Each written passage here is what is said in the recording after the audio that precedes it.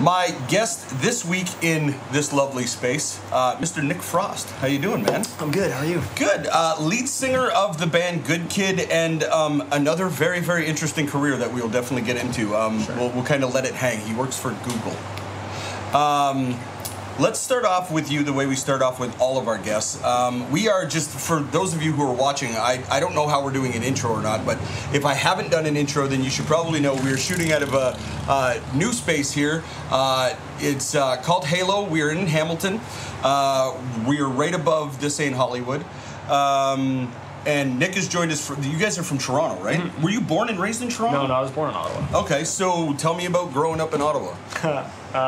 It was fun. Yeah? And then I wanted to leave. Yeah? So I've been in Toronto for like 7 years now. Nice. What were tell me about mom and dad and stuff. Like what was the house like when you were growing up in? House was good. I lived in Manotick, which Okay. is like half an hour outside of Ottawa, down the river. Right. Beautiful little town. Yeah. We actually just sold the house like a couple weeks ago. So Nice. no longer ours, but great house. Yeah. Yeah. What did your parents do for a living? They both work in. My mother works in government. And Okay. my father at some point did work in government. Okay, so where was music for you? Was that early or? Yeah. I guess fairly, Manotick was a pretty tight-knit community. Okay. And so a lot of my exposure to music came from my neighbors who lived down the street. Okay. So it's not neighbors, but like community friends. Yep.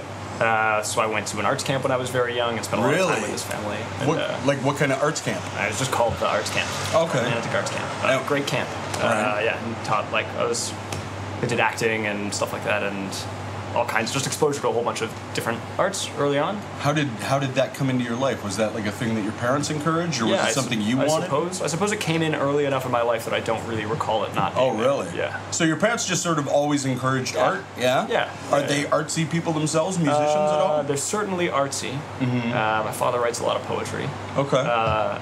though they are not artists. Okay. Yeah. They don't. How does your father write poetry but not an artist? Well, this is, It's all poetry about government? yeah, exclusively, yeah. All of his bureaucratic writings are in iambic pentameter. Perfect. Yeah. I want to read every Yeah. one of those. It's almost as illegible as the rest of government bureaucracy. It would make about as much sense, right? No, that's not true. To say that by that I mean he is a hobbyist. Okay. Yeah, in the same way that I am a hobbyist. Okay. Yeah. So you don't think of yourself as an artist? I'm a musician, Okay. and I like art. Right. Music is not my profession. Right.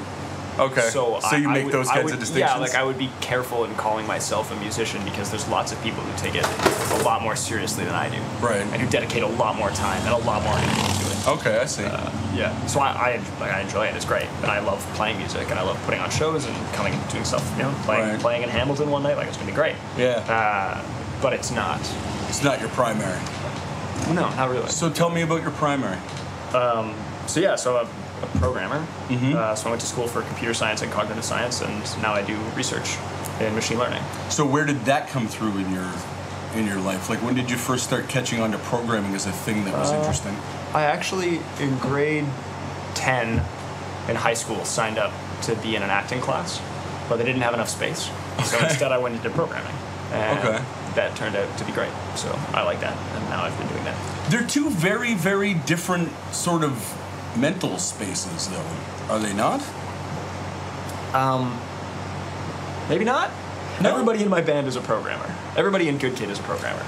So yeah. So music and math definitely have the connection. You know Yeah. what I mean? Like there's definitely that. But I mean, for school, like when you get to that level of it, I can see how they're connected. Mm-hmm. But when you first start out, the acting, music, art scene typically tends to be a certain type of individual, and the sort of math.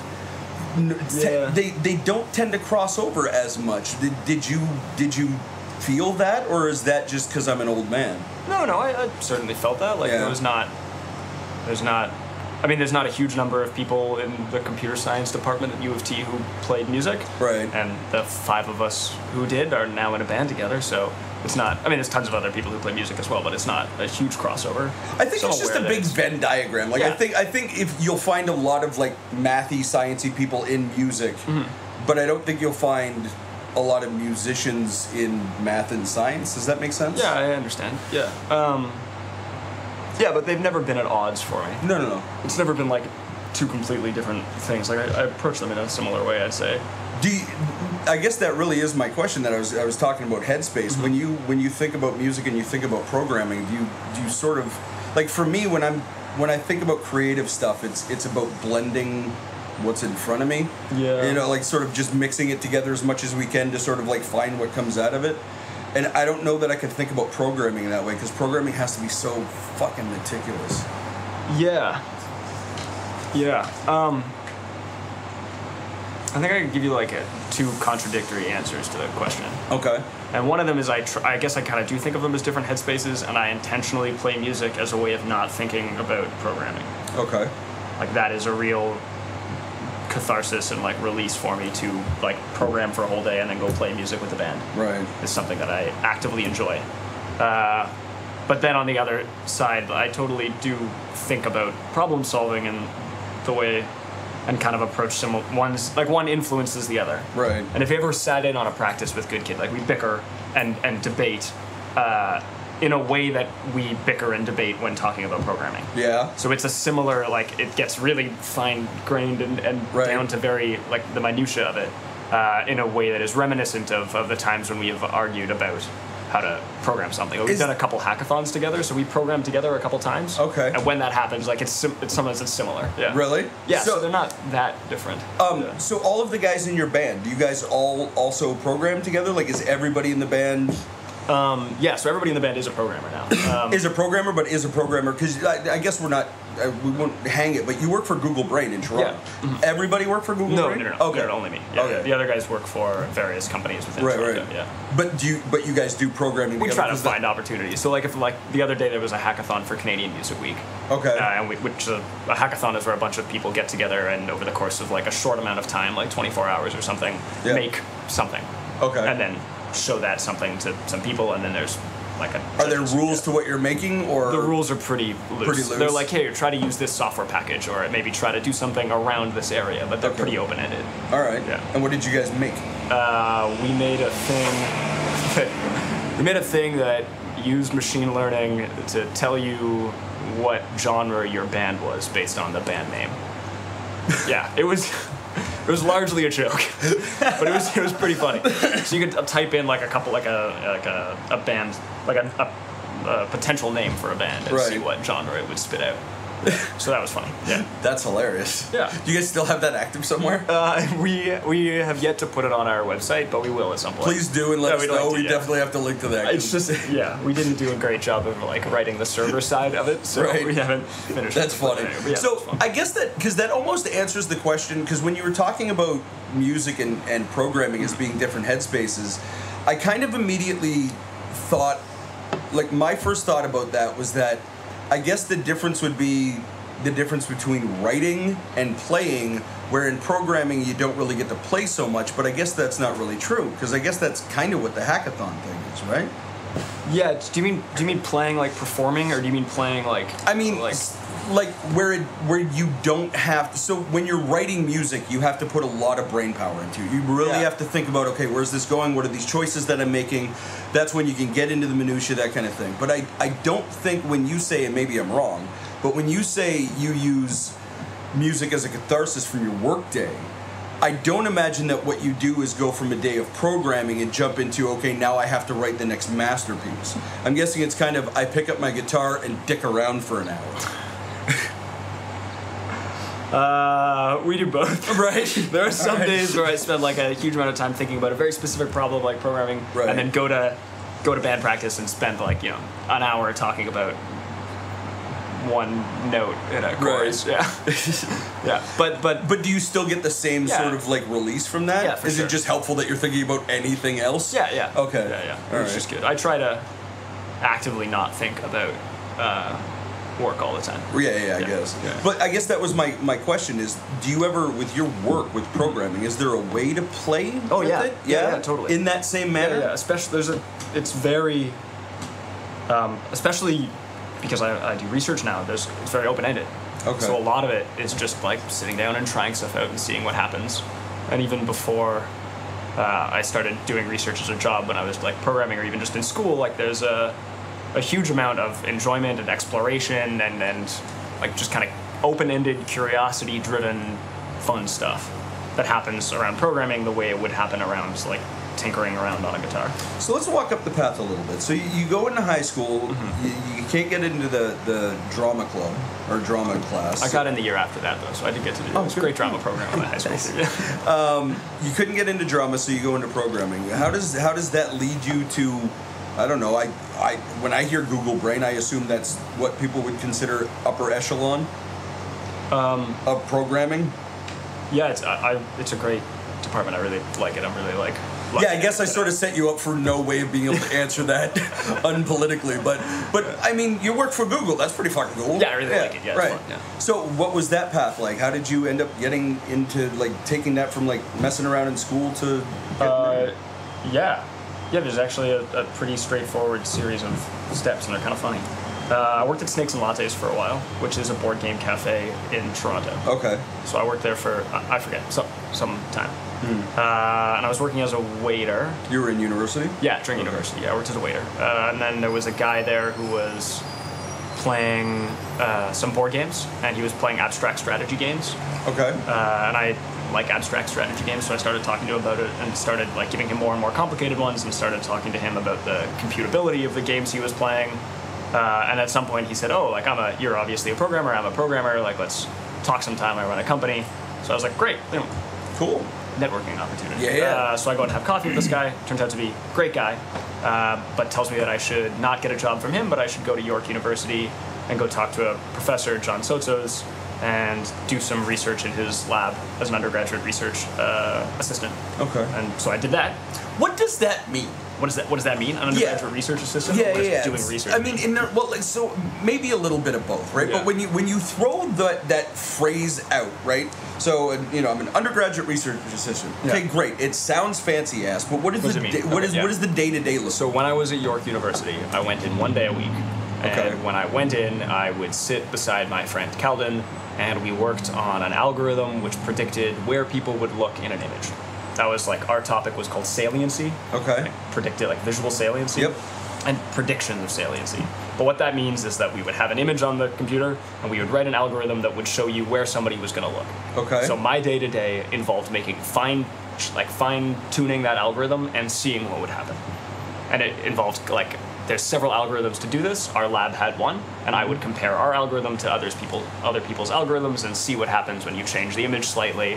And if we found something interesting, we would try to publish a paper about that.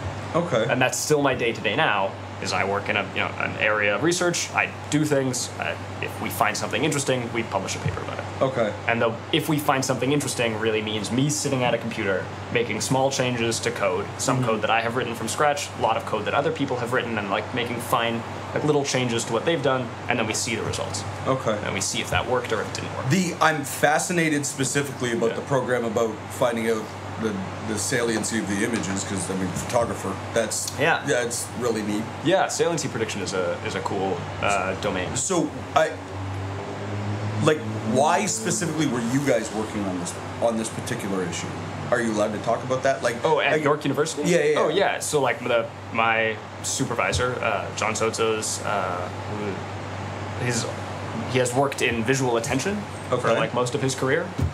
I didn't even know that was a thing. Visual attention. I know. There's a huge. This is the thing about there's so many areas of research. There's so many. Each one of them is so incredible. This is why anybody on the internet says I'm a scientist. I want to punch my screen. No, if you said I'm a scientist, you're a fucking liar. If you were an actual scientist, you would say the thing you do. Oh. This is the kind. Nobody says I'm a botanist scientist. Maybe. Although I'm more inclined to say I'm a scientist than I am to say I'm a musician. No, well, yeah, but I get that part. But I think you would say you would follow it up with the kind of science that you'd say. I'm a computer scientist. Yeah. You know what I mean? That kind of thing. It's just the idiots that just throw out science. Sorry, I was ranting more than anything. That's right. So tell me more about your. So he was the guy you were working for. John Sotzos. Yeah. Tell me about the company he was. It's not a company. Oh, it's it was York University. So he's okay. a professor. Okay. Yeah. So he was just, this is a thing he was interested in, so he was building programs for this. Yeah, and he's always been interested in it. Was it for No. Research.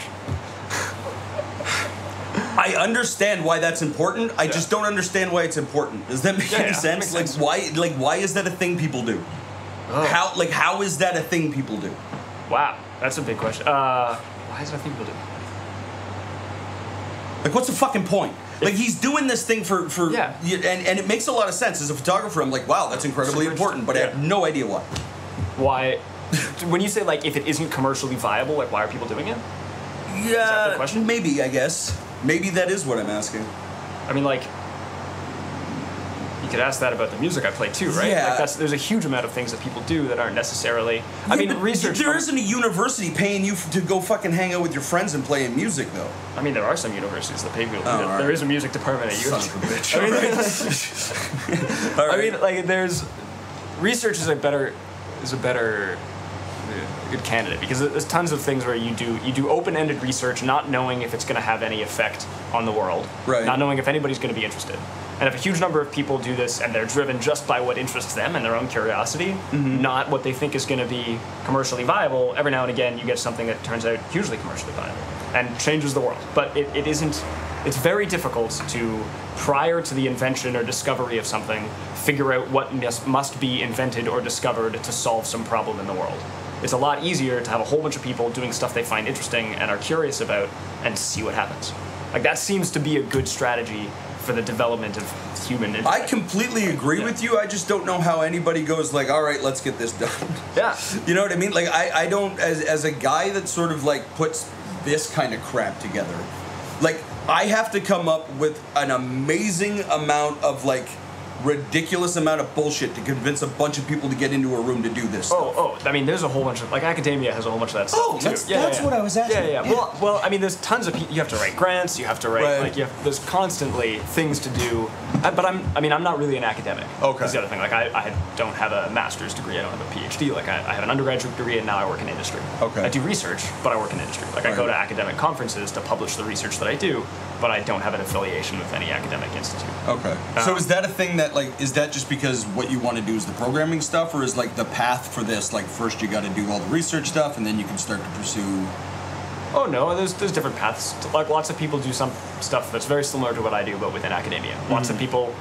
I met somebody recently at a hackathon, actually, who has published a paper at the conference that I went to, and is just a hobbyist himself. So he's like a musician and then a hobbyist researcher doing machine learning. So he's the opposite of what... Yeah. Right. So there's tons of people who do these things to varying degrees and within varying institutes. It's just fascinating to me because, like, I come from a world, growing up in Windsor, around, you know, factory towns, factory people, like, you grow up being sort of told that the way you get by in the world is you go off to this place, and from this time to this time, you do whatever the fuck they tell you to. Yeah. And then you go home and you get a check at the end of the week, and then you go drink it away. Yeah. And it's sort of weird to look at the world of academia or world of even art and culture or whatever. Yeah. I think that, to me, is what fascinates me about art, culture. It's why the podcast is going. It's just because examining that idea of, like, people being able to make their way in the world just doing the bullshit that they want to do is fascinating to me. And I don't know if I can put this into English that makes sense. But, like, it's fascinating and wonderful and very, very, like, frightening to me, the idea that most of the world is run by people who just have no idea what they're doing. And they're just looking for stuff to do. Because I came from a place that told me in order to do what you're doing, you better know every goddamn thing that you're doing before you sit in that chair. And I think it doesn't make any sense. It's completely wrong, but that's the perspective I had coming through the world. I think I understand what you said. That's cool. Can you explain it to me? Yeah, maybe. You try to... You think it's strange that when you were growing up, there's, like, a real rigid and structured path from where you were to... Yeah, like, in order for you to get anywhere, you have to follow a path. Like, it's... my entire life, I grew up being told from outside sources that, like, the world can be whatever you want, you can do whatever you want. But in my life, what I was shown was... Like, do this and this. Yeah. I mean, that's sort of true, right? I mean, like, it's a rigid and structured society we live in, and there's lots of checkpoints to get, and there's lots of gatekeeping, and there's lots of arbitrary rules telling you can and can't do something. I mean, even within the music industry, there's tons of that. Right. There's tons of, like, you know, like, we are a band that You know, like we're not on a record label, so Right. that means that there's like a bunch of stuff that we can't do. Yep. For the most part, and that's fine with us. That works out great. It means we can release our music easily and stuff like that. But there's gatekeeping even within this industry of people who are just doing shit for fun and like doing whatever the hell they want, right? Yep. So even in a more structured system, there's even more of that. But then on the other hand, like everything is kind of nebulous, and a lot of it turns down to luck, and who knows where the hell you'll end up when you start doing stuff that just for the fun of it and what you find interesting. So, in order to try to make some sense of my nonsense, Yeah. you work in an industry that is based on teaching machines how to learn, right? Yeah. So Give or I mean, take? well, I do research within machine learning. Okay. Yeah. Trying to see how well we danced on that hair. So, all right, this is what I'm trying to get at. So, the reason I spilled out all of that, Yeah. from my perspective and how I saw the world, Yeah. is because in my journey through the world, I had to learn things from the path that I had. Yeah. Right? No other choice. Same with you. You learned how to look at the world through the path that you had. Yeah. Right? Two very, very different perspectives on the world. I think, from what I understand from the short conversation we've had so far, you were sort of shown a world where it was like the world kind of is your oyster. You can make a choice. You can kind of go in different directions and find your way, and that was okay, right? Because the first question that I had, right, in my head, when you started talking about your job as a researcher, is how the fuck do you know when you're done? Oh, research? Yeah, Oh, yeah. right, No, and you don't, But right? that's kind of why music is helpful, right? But is that see, I get to like, yeah. I'm done at 7 o'clock because we have band practice at 7 o'clock, and so like that's when I need to, that's when I need to leave. Yeah. See, but and that's kind of what I was getting at with the other thing. Is like the only reason I would start a job is so that because there was a goal to get there. Like I would need to know, like, I'm not going to start a project if I don't know if I'm ever going to, like, if I don't know what the end goal is, how the fuck do I know if I got there? Yeah. Right? So my question in trying to cobble all of this together is, if you're in an industry where the field is for machines to try to learn, is any of that stuff thought about? Like, is the path in which the world is presented to you a consideration, or is it just, I don't even know if this is a question you can ask. I might be just kind of like rambling on bullshit, but Maybe I think the answer to your question is that of course everybody's history plays a role into the types of things they're interested in, what they want to do. right. I mean, there's two different things. There's that, like you're talking about that, and then you're talking about, when do you know if you're finished? Yeah. And that's the same in music, right? Like when you know when you're done a song. Like I don't know, when you like it, when the audience likes it, when like everybody in your band likes it. Like those are the same problems. Mm-hmm. You're trying to build something and you don't know at which point you should stop refining. So that same problem exists within research.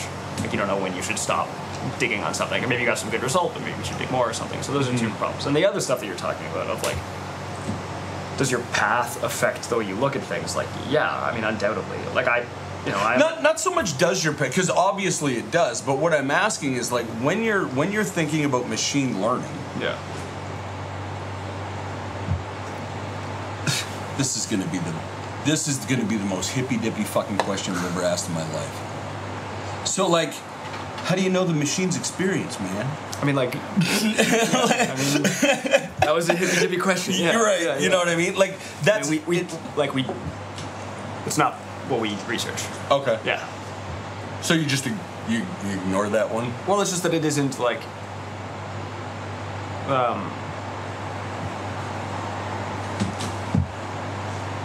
It's tough to research a question you don't know how to ask in the first place. Yeah, maybe? but also like that isn't. There's more practical things and more. Yeah. And more like it really. There's a lot of. AI is like super popular to talk about these days. A lot of people talk about it, and there's like lots of. That's why I want to talk about almost none of the AI stuff. I sort of want to talk about like, just the concept. Yeah, cool. So like even in. I was specifically asked for you to explain the singularity, though, but we'll get to that. God. We'll get to that later. Yeah. But most of it just comes down to like trying to do math in a slightly different way, or you come up with do some derivation and see if maybe this equation is going to work for something else. Like it comes down to really simple things in the end. Like what the derivative of a function is. Okay. And if you change that function slightly, how is the derivative going to change? Okay. So it comes down to things that are a lot more tangible than the philosophical debates that are going on around AI. Oh, and it's I great see. that those like philosophical debates are going on, and it's super interesting. And But that's not really the work. that's not really the work. No, the work. The work for now is a lot more tangible. So what kind of stuff are you working on? If you're allowed, are you allowed to talk about it, or? Yeah, I mean, I can talk about some of the papers that I have published earlier. So I published a paper on explainability. So like one problem is having, once you've trained a neural network to make a prediction based on some input. So let's say we're doing like image classification. We give it an image and then we want to see what the output is. It's really hard to understand why the system gave you the prediction that it did. Mm-hmm. So that's helpful. Like on your phone right now, if you take a picture of something, you can send that to Google, or I think Apple also has an equivalent where you can search your own photos and see like what the content of your photos, and that's a super useful tool. People really like that, but it's very difficult to ask like, well, why did you make this prediction based on that picture? Right. Like, what about it in particular? Okay. So that's a huge topic within machine learning called explainability. Okay. And there's many reasons why people want that. Mm-hmm. One of them is that when it does something wrong, you want to be able to know why. Yeah, you want to say, oh, like, why did you screw that up? So one of my papers was on trying to make a model that is more explainable. Okay. Yeah. And how did that work out for you? It worked out all right. Yeah. Yeah. Well, it didn't get great results. It worked out all right. Yeah. But what does that mean? So like you came up with this program that like and let me see if I get this right. You actually wrote a program that became more easily explainable than other variations of what that was. Yeah. But it wasn't a good enough version for people to go like, yeah, it's the new thing. Is that or like essentially it wasn't. So in my efforts to try to make the system more explainable, we hurt the accuracy too much. Oh, yeah. Okay. So like they made more errors, and you could understand the errors a little better, but it made more of them. Okay. And so it's an interesting piece. I'm happy with the work. I'm glad I published that paper and put that out into the world. Right. It's not going to be adopted by the world. But it is something that's out there now that other people could then take from and sort of build on. Well, what if we change these? Yeah. And hopefully that's what gets done. I think I understand your job now. Yeah. I don't know where we are for time because I don't have a timer. We got lots of time? Okay, cool. Yeah. All right, cool. So is that the entirety of your work then? Yeah. Yeah. Okay. So then, tell me about the music then.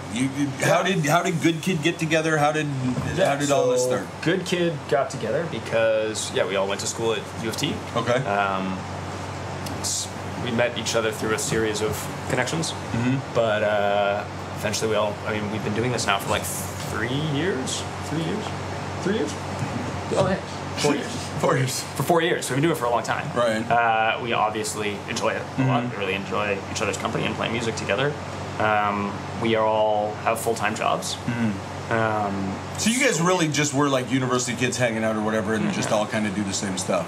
Yeah. That's awesome. Yeah. Tell me, I just, as we were talking about the band, I'm sorry, I remembered there was a note that I had. You guys, so you brought up the hackathon. You guys have done these before. Yeah, we did. And one of them you had some pretty spectacular success with, right? Maybe one of them that we did at U of T a while ago. Right. And we won that hackathon. Right. Was that the flock dynamic? No. That thing has that is a totally different thing. Oh, that's a totally different thing. Then okay. Let's talk about your success with the hackathon then, because I really want to talk about the flock. Oh, we can talk. Okay, yeah. Okay. The hackathon we did a while ago at U of T, we used smart watches. Okay. To make like a metronome app for a band, so people would tap on the smart watch. You can't say a while ago when we used smart watches. This was yesterday and the day before, right? So it was like 3 years ago. Okay. But yeah, 3 years ago, a while ago in that time. Yeah. We used so we made. So you tapped on the watch, and then they'd all kind of vibrate, and then everybody could feel the tempo. Wait, there's like a device that does that now. There is, yeah. Do you have anything to do with that, or are you just angry about it? No, not No. So you did that even before they were talking about it. Yeah, we did a worse job of it. Oh yeah. So what was the point though? Like just a metronome kind of. No, I mean there wasn't a point to it. It's just like a hackathon is just a fun little competition you do with your. I see. I want there to be a reason for everything. Yeah, there's not a reason for it. But in this case, it was just a really fun way of spending like a couple days with the guys in my band. And you ended up winning this. Yeah. And is that what sent you? Did you win there was a thing to go to Hong Kong? So we were supposed to go to Korea. For another hackathon. Okay. But then there was a MERS outbreak in Korea. Right. So they canceled the hackathon because they didn't want to bring a whole bunch of people in a potentially dangerous situation. But we really wanted to go to Asia, so we went anyways. And then had a great time hanging out, everybody in the band in various places in Asia for like a month. Nice. So that was awesome. So that was fun. Tell me, give me stories. Give me traveling around Korea stories. One time, Michael and I played a show at a bar in Korea that was decked out entirely in Bob Marley paraphernalia for 2 bottles of beer. Good time. How did that work out? We just heard that if you went and you played, you got beer, so we went and we played. Oh, I see. I thought. Okay, yeah. Sorry, I was putting it backwards for some reason. Okay, so you found, did you have instruments and stuff with you? No, you borrowed a bass from somebody, and I was just singing. So. Oh no, I played the drums. Oh, nice. It was fun. Nice. All right, tell me about the flock dynamics thing. I want to talk about this. Yeah, so that has nothing to do with... Yeah, I realized that. I was putting notes together in my head. Yeah, it also was... So that was like an article I wrote for fun a while ago. Okay. That has nothing... Yeah, it's not related to machine learning. It's not related to music. No, I realized that. It's related to game theory a little bit, right? Yeah, maybe. Yeah. Maybe. So talk to... This is why I really want to... Yeah, okay, cool. Yeah. So what I like about that, and why I was interested in that, is that it has like a couple of like interesting like pieces. So essentially, I wrote an article that is talking about the behavior of birds and flocks of birds, and in particular ways of modeling that behavior with computers. Okay. And then I use that as a metaphor to talk about people for like a couple paragraphs at the end. But for the most part, why I'm interested in that is first it introduces the idea of computational simulation as explanation. Okay.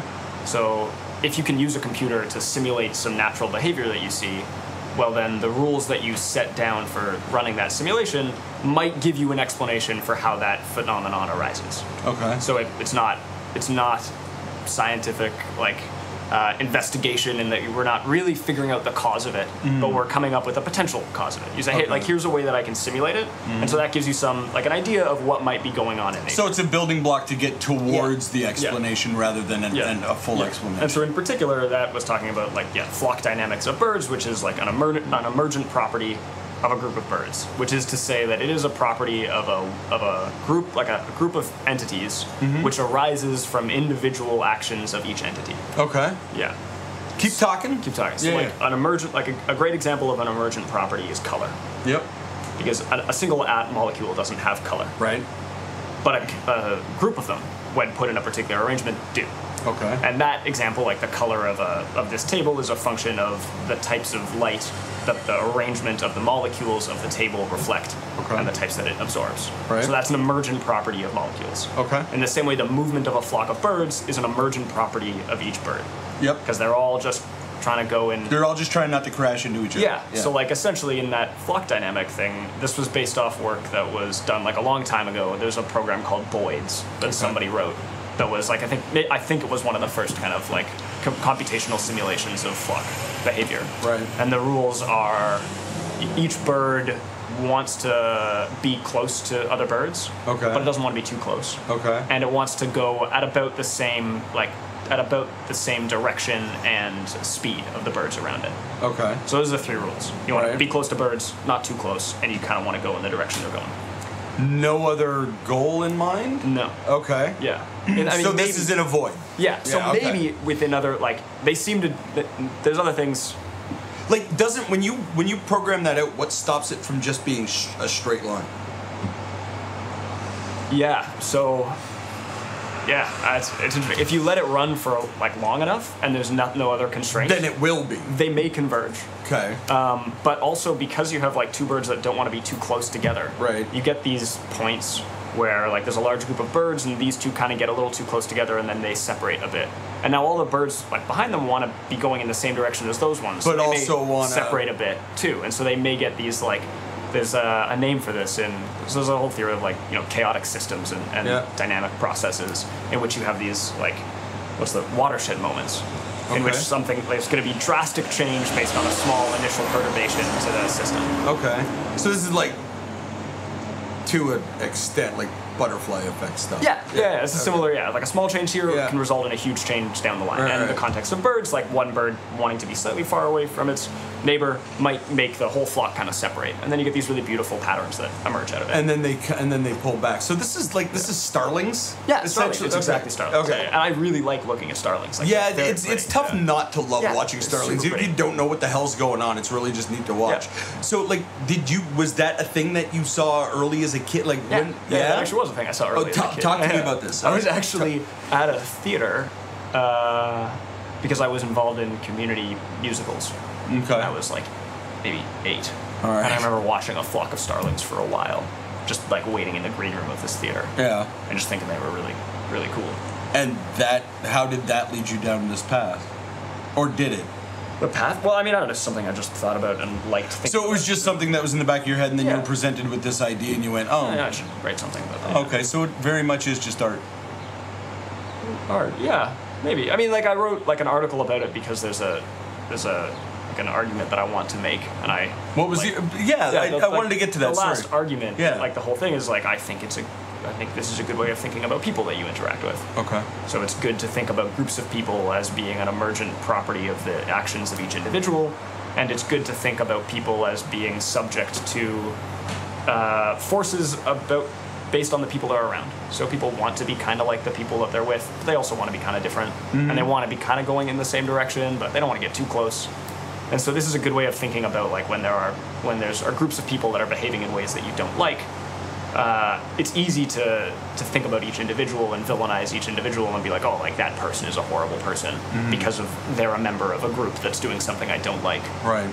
But I think it gives you better insight into changing the behavior if you think about the group of people doing something that you're unhappy with and what they're doing as an emergent property, and you should think about why is a person joining that group and what is encouraging them to stay a member of that group and still behave that way, and what might it take, what small change might it take to get them to change their behavior or leave the group. That's fascinating. Yeah. Do you spend any more time with this stuff, or is that something you left behind? I think about it sometimes, but it's not a. How long ago did you write this paper? A couple months ago, I think. January or something. He talks about it like it happened 17 years ago, and he packed it away. So this was the thing that happened this year. Yeah. Okay. I wrote it on the train. From Toronto to Ottawa. So the reason I thought it might have something to do with game theory, and it probably does a little bit, right? Because there's some game theory dynamics that are going to happen in the programming of this, at least. Yeah, well, you could think about it in game theory in that you could think about a flock of birds as all being players in a particular game, and they're trying to optimize some utility function of what they're doing, and maybe you could end up with the similar emergent property if you coded it up differently. Okay. The way I did it. But yours wasn't coded that way. Yours was very, very simple with 2 steps and not a bunch of with those 3 rules, and each of those rules are, they're mathematical rules, but they end up being really simple to implement. And this is how like 3,000 lines of code becomes 3 lines of code because somebody like you thinks about it in this manner rather than. Yeah, I mean that's a whole other interesting topic about the fact that you can have 2 pieces of code which look completely different but do the same thing, and then talk about are they the same code then if they have the same result but they were implemented in different ways. That's a whole other. It's fun stuff. Is this just shit that you do all day? Like this? Well, no, I don't do this stuff. I just like talking about it. Yeah. That's hilarious. That's funny, man. I love. Anyway, sorry, going back because you're really talking about group dynamics there. Yeah. Obviously, and it's such an important topic right now. Yeah, I think so. When you tackled this, obviously you're influenced by the world around you, but like, was that something you were thinking about, or was it? It really was? No. I mean, the reason why there's one thing to think about stuff, and the reason why I wrote it down is because I think we would be better if we thought about this more often. Like, I think it's especially when things are very divisive and getting more and more polarized, and people are very frustrated with other people, and actions of large groups. I think it's a good way, and by good I mean it is calming to think about it, and it's going to make you be less angry at individuals and more angry at dynamical systems. It helps you make sense of the world. Yeah, but I also think it's a better level at which to intervene. Okay. By that I mean that if you are frustrated with like those, I think one of the things that came out recently, or not, sorry, what am I trying to say? Like, if you want to change somebody's mind, it's not very good to just go up to them and tell them that they're doing something stupid. Forget not very good. It's 100% ineffective. Yeah, it's not going to work. In the history of calming down, nobody has ever calmed down by being told to calm down. But it is. But if you put somebody in a group of people who all think slightly differently from them in a situation in which they feel like accepted, you will slowly change their mind through osmosis. And that's very similar to, you know, a bird suddenly becoming a member of some other flock and then flying in the direction that they're flying. Absolutely. Yeah, and that's... What got you down this path? Like, what got you down? Like, you're sitting on the train, but did you have the idea before you hit the train? Yeah, So, but what got you down the path of, like, putting it together with the Sterlings? I kind of forget. I don't really remember. Yeah, I don't know. For me, have you ever heard of the adult learning model or the learning matrix? No. Okay, I'm not going to run down this then because I've talked about it before on the podcast, but it's this long, stupid theory. But basically what it comes down to is it's an idea about the way people learn. And for me, when I first got exposed to game theory, I was a poker player. Oh, cool. Semi-professional poker player, which just is a fancy-ass word for somebody threw money away to let me play on their dime. Cool. So, but during that process, I got introduced to game theory, and a lot of like just the decision-making process that you make at a poker table, and how it can relate just to the world. Yeah. And it really, like that learning process for me, as a matter of fact, to put a very fine point on it, that process to me, the problem that I recognized early on was what I didn't know above and beyond everything else was how to learn shit. Okay. So it's fascinating to me that you work in a field where you're teaching things that don't know how to learn things, how to learn things. Oh. And I think maybe that's what I'm dancing around. Yeah. No, I get that. But I feel like I have a... Maybe I think about it in a way that isn't the way you're... No, I just think you'll be disappointed. So far, I don't think anybody has... I don't think there's been any research in machine learning that has that has made people better at teaching people. Okay. I don't think there's been any crossover there yet. Okay. So I think the way that, like when someone says machine learning, like the way that we are training a model to do something, like training a program to do something is very different than the way we teach people. And so far, no teacher has been made better at their job by reading papers about machine learning. I would love it if that happened. And if that happened, I think we'd probably be like on the right track to things. But for now... But do you think there's any research in the field going to the idea of... Like, I don't know how stupid of an idea this is. Because I've never heard anybody talk about it like this before. But the idea of knowing how to learn something, like learning how to learn. Yeah. It, to me, is because of my experience with it. If I would have figured out, like, a learning process much, much earlier rather than just being thrown information, I probably would have been better off in the world. Yeah. And I wonder if people who are doing this, like, the hardest teaching, like, a machine, this amp isn't going to learn shit lying here. Yeah. So if you're going to teach it to learn something...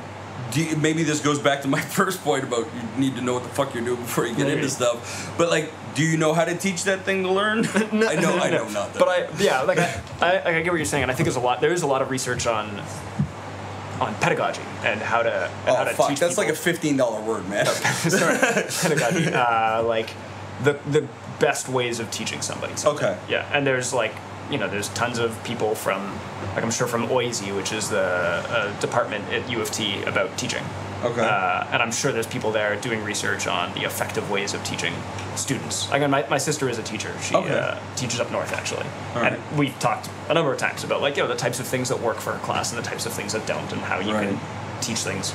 And there's lots of people doing research on that, and they're not also doing research on machine learning.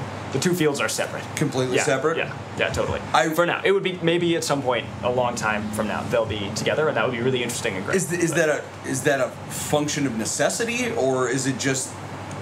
Yeah, it's just that at this point, they're two very different words. Yeah. Like the way we... Like, machine learning makes it sound like it's learning the way you learn. But it doesn't. No, it's not. Not at all. For now. Okay. So what is it? Can you explain the difference?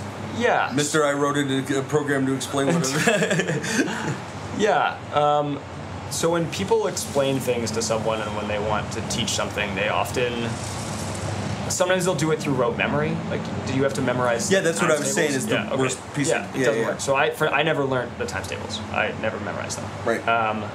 And that was bad up until like maybe grade 8, at which point I think it was kind of helpful that I didn't learn the times tables. Okay.